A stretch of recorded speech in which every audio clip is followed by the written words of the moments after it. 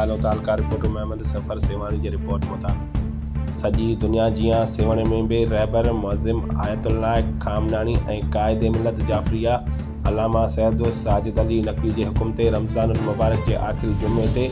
जुमअतुल विदा जे मौक़े ते यौम मुक़द्दस शिया उलमा काउंसिल सिटी सेवण ऐं अंजुमन शहज़ादा अली असगर सेवण तरफ़ां मल्हायो वियो। हिन मौक़े ते मज़लूम फ़लस्तीन जे मुसलमाननि जी हिमायत ऐं इसराइली जारियत ख़िलाफ़ शिया जामिया मस्जिद सेवण खां क़दीम अलम पाक सेवण ताईं हिकु एहतजाजी रैली कढी वई, जंहिंमें अमेरिका इसराइल ऐं यहूदियुनि ख़िलाफ़ सख़्त नारेबाज़ी कई वई।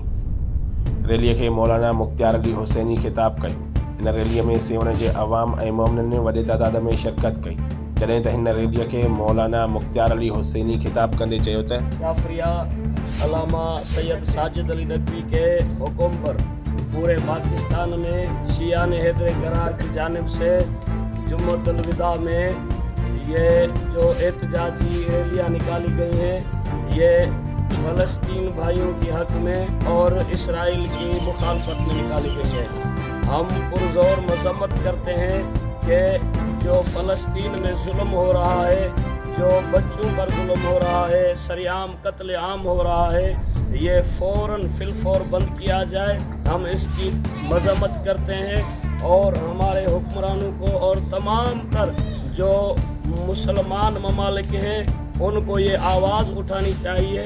कि ये फ़लस्तीन में जो जुल्म हो रहा है, जो बर्बरियत हो रही है, जो छोटे छोटे बच्चे बमबारी में कत्ल हो रहे हैं, अस्पतालों में खाना नहीं है, उनके लिए कोई मरहम नहीं है।